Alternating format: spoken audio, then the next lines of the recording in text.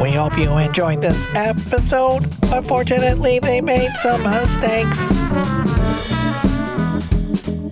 Hello. Hello. How are thee? Good.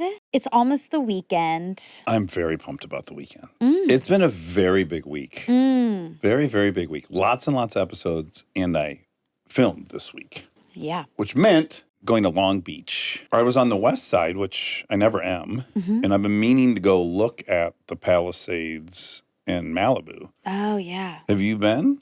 No, I haven't. Well, no. It's a crazy drive just because I have, I've driven Sunset to the beach so many times in my 10 years of living in Santa Monica. So, I know how it's supposed to feel. And I know how the PCH is supposed to feel leaving Santa Monica and driving up to Malibu. And it's also, it was interesting to me how much of it all you log without knowing, right? Like your subconscious knows, as you're driving, you know where you're at based on all these kind of markers that you're not really paying attention to that I kept going I don't know. Because just the entire side of the PCH on the left side is gone. There's none of those houses are there. So crazy. It's so crazy. Is there construction happening, did you see? So in the Palisades, it's insane how many houses are framed there already. Oh, there are. Okay. Yeah, I think I had this very pessimistic fear that given the restraints of building permits and stuff in LA, which can be brutal. Yeah. I'm when will will people even try? Right. And there's just houses everywhere. So you are seeing them even though it's gone? They're mostly just framed or they're, Okay. I was thinking, as you would know better than anyone, I was it's so deceptive if you build a house, when you see it framed, you're oh, I have a house.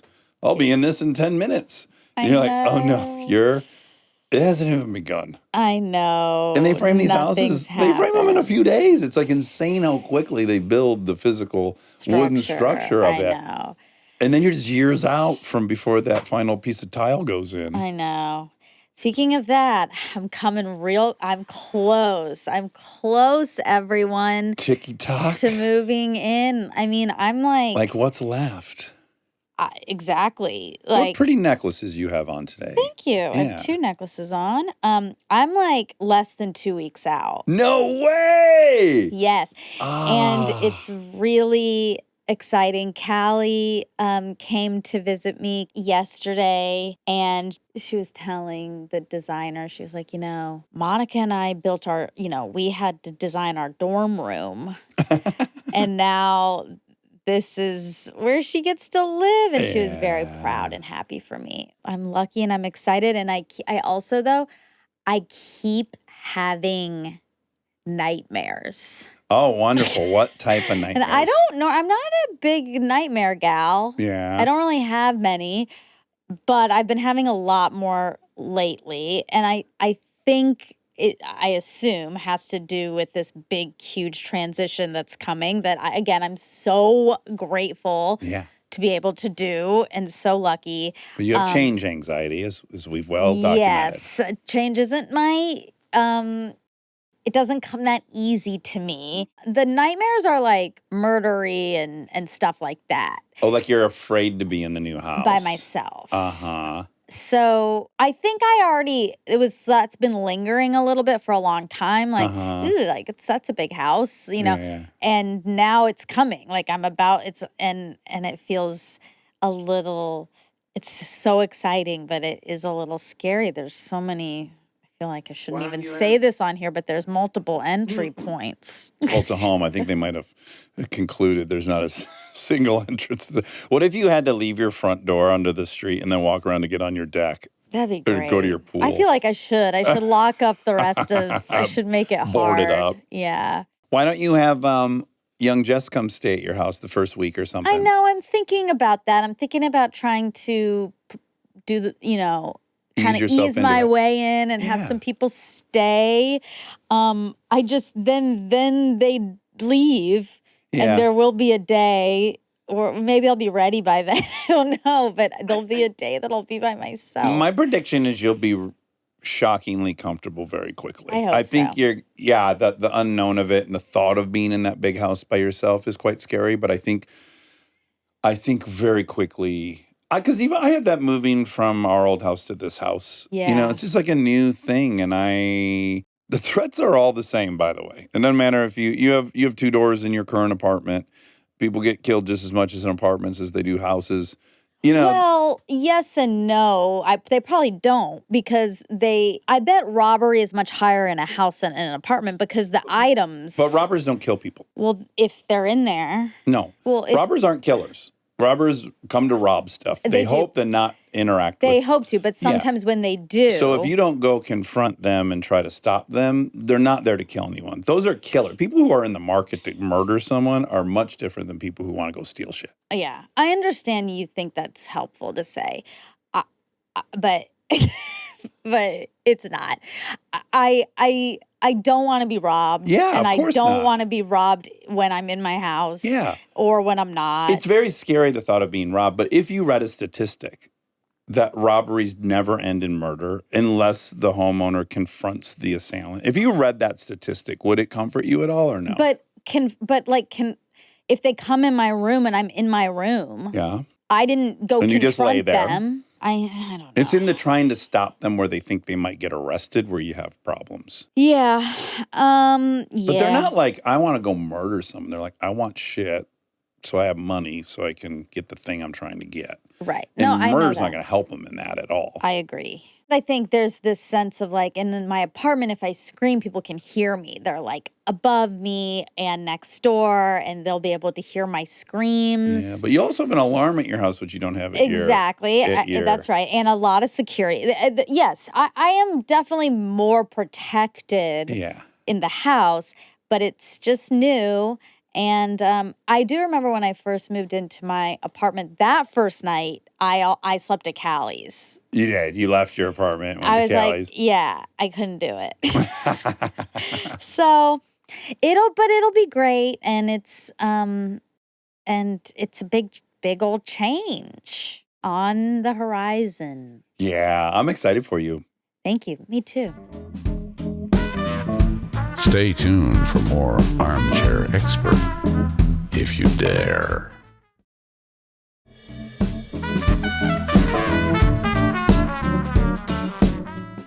Dr. Mike's coming over tonight. Oh, that's fun. Yeah, he's in town, so he's going to join us for family dinner. And then Frankenstein, which I haven't seen. Ooh, I haven't seen it either. And I've gotten my children willing to watch what is on the surface a scary movie because Jacob Elordi's in it. Oh, God bless his handsomeness. I know. Yeah. It'll buy you a lot. It will. I think they're willing to get through anything. I also heard it's not, have you watched it? No, I want to. I've heard it's not as scary as you might think. Yeah, I want to see it. I also didn't know that was a Guillermo del Toro movie, and I see all of his movies, and he's a genius. So then all of a sudden I was like, why haven't I seen this movie? Yeah. I saw a movie that I want to shout out, Eternity. It is Elizabeth Olsen and Miles Teller and Callum Turner, and it's a rom-com-ish, and it's so good and so sweet and heartwarming, and I just loved it. Oh, good. I really recommend if you want like a feel-good. Where did you stream it? Did you rent it? I rented it. Yeah. I think soon it will be out to stream. Okay. It was just out in theaters like in November or something. But I highly recommend it if you want something that makes you feel good and you want to cry, but in a happy way and a sad way, but also a happy way. I recommend that. I have a recommendation too, Okay. and it's kind of a funny, circuitous route to this recommendation, which is I had dinner with Malcolm, who was in town, which is great. And I had remembered that he kept going to Alabama to do a story on a murder. The last time I had seen him in New York. And I said, hey, how's that story coming? And he said, oh my God, it's so good. It turned out so good. Great. It's out. Oh. And I go, it's out? And I said, oh my God, this is my problem with your show. Because you're not weekly, I don't ever know when a new season comes out of Revisionist History. You got to subscribe. I do subscribe. Oh, then it should pop up on your Spotify. It doesn't. Maybe I'm not using it correctly. Okay. But suffice to say, I was unaware of it. So I knew I had this drive to Long Beach. I'm like, oh, perfect. I'll start Malcolm's murder murder show. Mm-hmm. So I go and I see like the most recent revisionist history, and I start it. And the first episode is about genius and the two different kinds of genius, which is fascinating. There's distinctly two types, and one is the archetype's Picasso, which is like he explodes on the scene at 20 years old, and he's doing something no one else is doing, and he's just so fast, and he can rip these things out, and it's so impressive. And then there's Cezanne, who's also the master of all masters. And his paintings, the ones you've seen, have been redone sometimes like 8, 9 times. And they've taken years. Okay. And then he uses this parallel to talk about Leonard Cohen and his music. And like Hallelujah, he wrote that song for 10 years. And he made like 4 or 5 failed versions of it before it becomes the one that we know. But even more interestingly, we really know the Jeff Buckley version, exactly. right? So it's like, it's then Jeff Buckley's interpretation of this thing that is now really, everyone that's doing it now is doing his. Yeah, so it's just like this complicated iteration to perfection. And I'm fascinated. It's great. I love listening to it. It's a lot about Elvis Costello. It's very cute because you hear Malcolm was such a music nerd as a kid. Oh, was yeah, going to he these loves concerts. music. Yeah, it's very cute. And I'm going, when will he seamlessly integrate a murder plot line into this? And then the next episode starts, and it is about sad songs. And then on the Rolling Stones top 50 songs of all time, he goes through them. It's saying there's almost no sad songs on this list. Weird. And then he goes into this whole thing about country, how country is really fearlessly explores sadness like no other genre. And the hits in country are often like their alcoholism and their death and their divorce. And there are all these topics. The thing that was so fascinating about it is like, he then references this other guy who put the 1,500 songs into this algorithm he created what it would do is it could listen to the song and then tell you what percentage of the lyrics are unique and which percentage are repeated.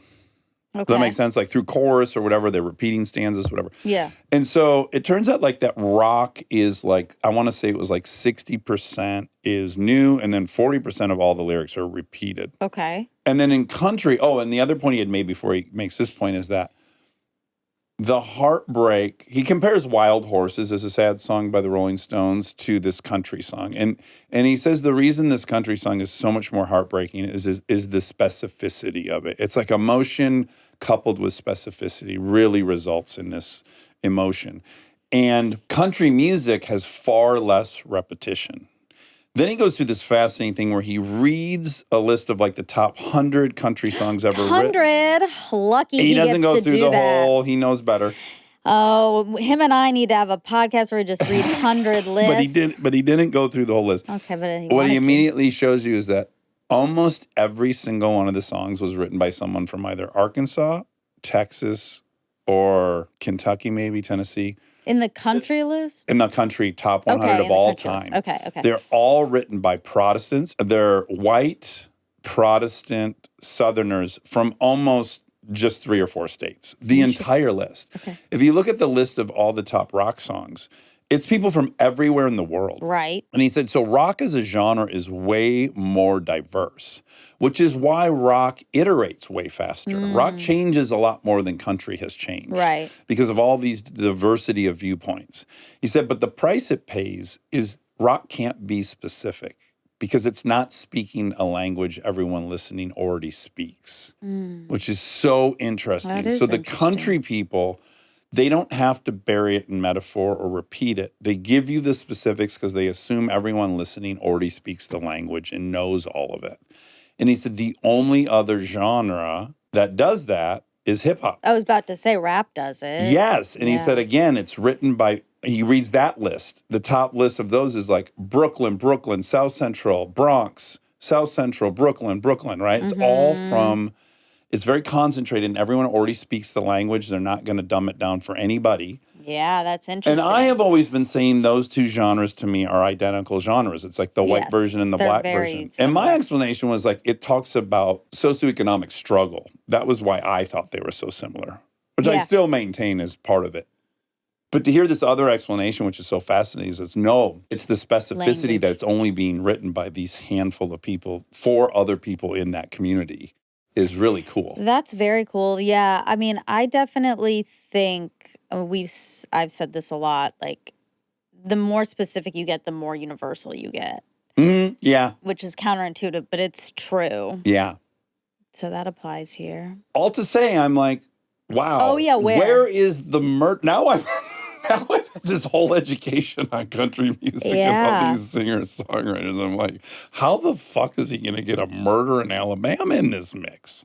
Think, country. Maybe. Okay. So then somehow my phone fucks up and it sends me now back to the main page. Like it doesn't auto-load the next one, whatever it is. And now I realize when I opened up revisionist history the first time, that was what was the most recent. But now when I'm back on the page, I'm seeing the shit that is not his stuff that's in his normal feed. And then I see Murder in Alabama. I mean, that is the name of the series. Then I started Murder in Alabama. Because again, I was driving around so much looking at Palisades and Malibu. Oh, that's funny. Okay, that makes sense. Because I was like, wow, he's really taking his time. Yes. And that's hard to do in a podcast. And then the other thing that was tripping me up, and I'm not saying anything. I said this directly to him. I sent him a voice memo, which was the music one was really good.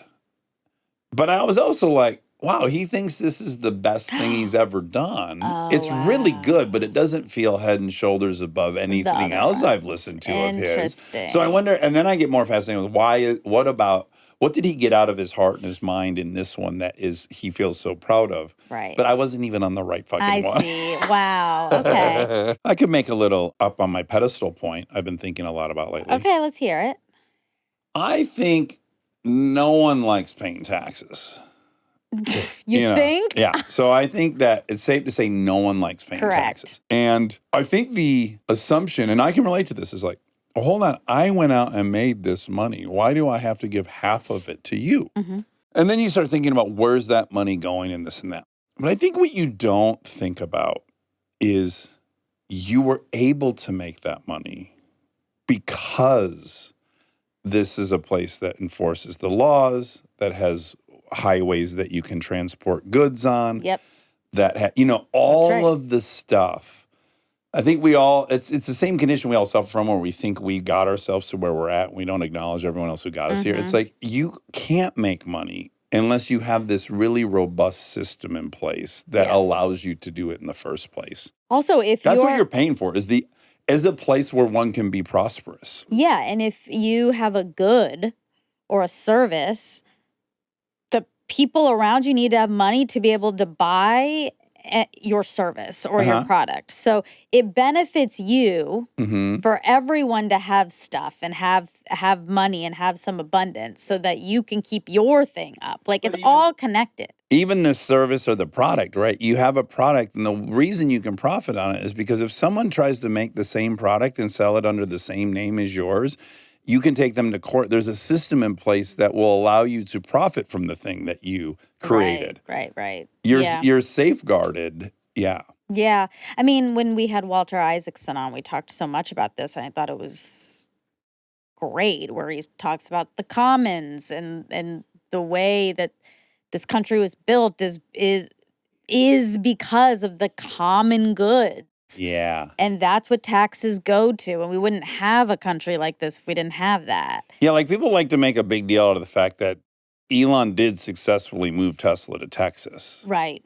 But it's a little unfair because it's like he couldn't have made Tesla there.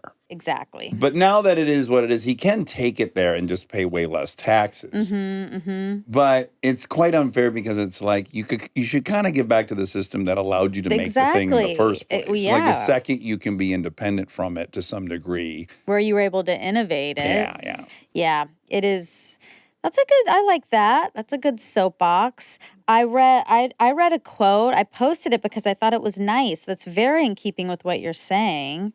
that said, I also posted about Veronica Mars. It's on Netflix. People should go watch Veronica Mars on Netflix. Oh, it just got there? Yes, it's very great. exciting. One of my favorite shows of all time. Okay, so thinking today about the park ranger in Muir Woods on Thanksgiving Day 2025 who told us that redwoods distribute water to other trees and plants that surround them because they know that if they hog all the water from themselves and let everything else go dry, they're at greater risk of burning in a wildfire. I don't think that story was just about trees. So it's same concept. Yeah, that's nice. Same concept. I like that. Let's do some facts. Ellen Fox. It sounds like that could be a name, Ellen Fax. It could. Like a news reporter. Some of these reporters, they like to give themselves a name that seems really on brand with what they do. Oh, it's true. Like Dallas Raines, correct. Meteorologists seem to do this more, but yeah, I agree. You could be Ellen Fax. You could change your name to Monica Fax. Moths. She had an issue with moths. And they are the bane of my existence. Of sweater collectors. Yes, exactly. Yeah. Mm-hmm. Now, it says to get rid of closet moths, deep clean the closet by vacuuming and wiping surfaces. Treat infested clothes by washing or freezing them to kill eggs and larvae. I hate the word eggs and larvae. And use natural deterrents like cedar and lavender. My closet has so much cedar all over it. Do you have those little cedar sticks that hang on the hook? Yeah. And like balls. I noticed those were in my closet in Nashville. I get taken care of, but I don't even know sometimes. Yeah. Sometimes it flies over my head. But I did notice, someone had the foresight and kindness to put one of those in my closet. You need it. Along with pheromone traps to break the breeding cycle. I hate the word breeding cycle. And prevent reinfestation. I hate moths. Yeah. Okay. Now, you might need to publish a list in descending order of fear. Your most hated animals down to moths. I of course want to know our moths above or below dogs, right? Snakes. Oh, there's so many of snakes these animals that you hate. Mice. Where we need a comprehensive. Are we going hate or scared of? Because those are actually different. But break that down for me. So I'm not scared of a moth. Of a moth, exactly. But I hate them. Isn't it crazy when you kill them? Do you ever kill moths with your hand? I've tried. Or with a fucking object. Yeah. They just turn to powder. They're like made of powder. Well, okay. So there's moths, and then there's these tiny guys that kind of look like moths, but they actually come out of your rice. Oh. And those are they're so easy to kill that it's actually like it's so disgusting. And then they're just like nothing. They turn into a little pile of cotton dust. It's like it's clear that they've been eating cotton. What the seahorse is. It's like that dust gets reverse. Made into a seahorse. Returns back to a powder. Ew! Ew, Rob! They're kind of pretty. No. The pantry moth. A pantry moth. Yeah, those are the ones that get in the rice. Ew, I don't want to look at that anymore. It's stuck on the TV. I don't know. Rob! It's stuck on the TV. Okay, so for venture capitalists, what percentage of companies do VCs count on succeeding? VCs count on a few big home run successes to cover many failures, which estimates suggesting up to 75% of VC-backed startups fail, while only a tiny fraction, around 9%, generate all the industry's profits. Most VCs expect only 1 in 10 funded companies to be truly successful. Okay, is The Actor's Way, is it courses? Yes, 10 lessons, holistic online acting course. Okay, Erewhon. I wrote down Erewhon. I don't know why I wrote that down. Okay. But, because his name was Erwan or something. Oh. And we thought it was Erewhon. Yeah. And I just wonder if people even know that Erewhon is nowhere spelled backwards. I did not know that. That's what it is. That's intentional? Mm-hmm. Do you like that? This is very stupid. Okay. But I like I don't know Erewhon. where to, I'm just going to keep my opinion to myself if you are super gung-ho about that. No, it feels so pretentious, but I do like Erewhon. I have to be honest about that. Yeah. And I know it's like absolutely ridiculous. It's ridiculous. Like it's so expensive, but I like it in there. Yeah, people do. People like travel here to go. And I like their pre-made food is good. Uh-huh. Well, you get what you pay for. And you don't get upset. Get what you pay for and you don't get upset. It's my adage. I have that tattooed on my small of my back. Oh, I really liked this, what she said, a definition of consent. I really liked this. If you can't freely say no, then you can't freely say yes. I really liked that a lot. I checked to see if Kristen had a juicero. She did not. Okay. So that's a feather in her cap. Now I know what to get her for her birthday. Come July. Exactly. That's all for the facts. All right. Love you. Love you.